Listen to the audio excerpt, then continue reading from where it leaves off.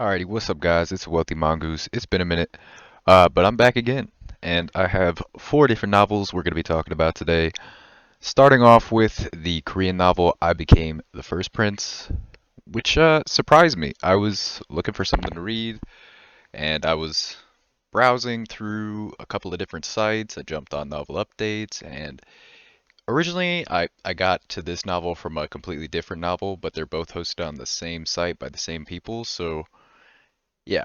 Anyways, the reason why I like this novel so much, and the reason why I want to recommend it to people, is just because it's the MC is not actually human, right? Like, well, you could say he was, but the amount of time he spent as a sword is vastly longer than the amount of time he spent as a human, right? So like, he essentially died, got reborn as a sword, was a sword for a couple hundred years, and then in some way he's able to kind of get reborn again, but it's not really like being reborn. He kind of just YOLOs, yeets somebody's body, and there you go. But it's just interesting to see how, he comes into life with a certain mindset, and he's very, war driven, and you know, he has a very set path for himself and his expectations for the world. And slowly you see him kind of come to terms with the fact that based on your experiences and interpersonal relationships, things can change. And real quick, you start to see character development. And even though he's relatively strong, he's by no means, some sort of god. So to some extent, he's not exactly my favorite type of NC. He is overpowered, but he's not completely broken as of chapter 213. Okay? Alright, that's enough about that one. Our next novel is Regressor Instruction Manual. Another Korean novel, and this is actually the first novel I was reading that led to me reading I Became the First Prince. This novel's pretty fire. It, here's some pros and cons, right? The MC is an anti-hero, right? So he's pretty edgy. I don't really I wouldn't say he does anything too over the line, and like even the R scenes in this are kind of glossed over and summarized really quick. But um, I do think he actually fulfills the criteria of a genius MC. Like he's very politically savvy. He's constantly planning things out. Um, you know, Another key difference between this novel and another novel is because the main character himself isn't like extremely overpowered abilities wise, he's kind of following around a what is it, regressor in order to kind of like ride his coattails. So that's a very different aspect of the story. He's kind of like the brains of the whole situation that's going on, and it's just interesting to see all the layers in this story really come together. So yeah, I found that really engaging. There's a couple hundred chapters of this. Definitely give it a recommendation. And yeah, give it a shot. You won't regret it. And let's talk about another one. This next novel, which I recently just read. I didn't even, I saw this one time. I was like looking at power rankings, and then all of a sudden I just saw this novel just at the top, and I was like, wait, what? I have never seen this before today. What the hell is it? And so I read it, and it was pretty good. This novel it really takes a couple of new looks at different angles for the cultivation genre, right? It's very fresh in that respect.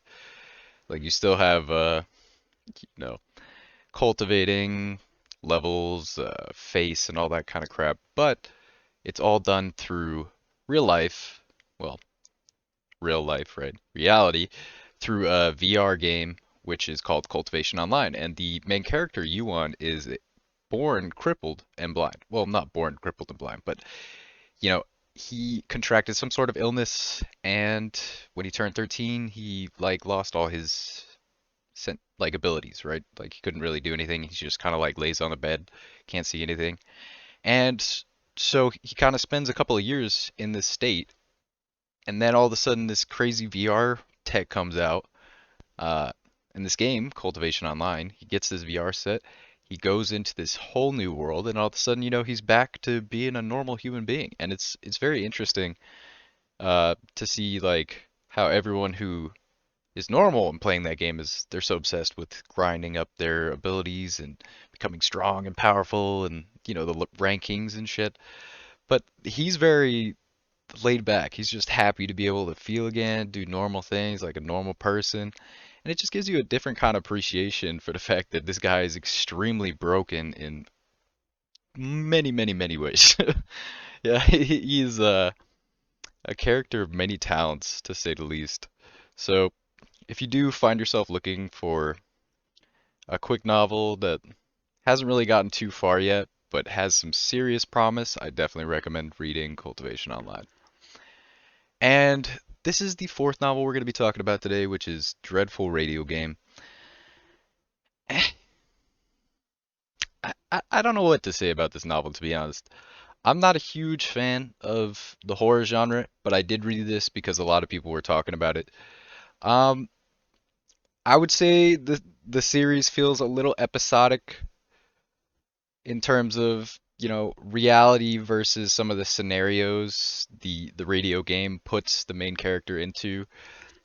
Uh, and I do feel like the author was kind of reaching when he kind of described the character as a psychopath. I would call him more of a sociopath, not a psychopath. Like he does some pretty crazy things that don't really make sense in terms of psychopathy. So yeah, I don't know about that. So some of the descriptions are a little off. However, if you are into like the scare gore type thing, there are very hard to find aspects in other novels in this novel, like maybe a little bit more graphic descriptions of certain things. So if you're kind of into that, this might be the series for you. Another morally gray MC as well. So yeah, I mean, I'm not hating on this. I just can't, from my perspective, see exactly what he's working towards yet at this point in the novel. I mean, I'm caught up to current, but it just feels like there isn't really a goal other than to learn more about the radio game and I guess like maybe some of the powerful people he knows and has come to interact with now. But I don't know, it's tough for me unless this novel starts to really throw in some catalysts. I just don't see how it's going to keep people engaged for a long period of time other than just the horror aspects. But yeah, I mean, if you like horror, this could be your thing. I'm putting it out there because people were talking about it and saying they wanted, you know, my opinion on it. So there you go. It is pretty decent for horror. Um, Again, I'm not a huge horror fan, but there you go. And yeah, that's pretty much all I got for you guys today. I hope you guys enjoyed. If you do end up liking any of these, please tell me all about it. Drop a comment, like the video, and yeah, don't forget to subscribe. Till next time, guys.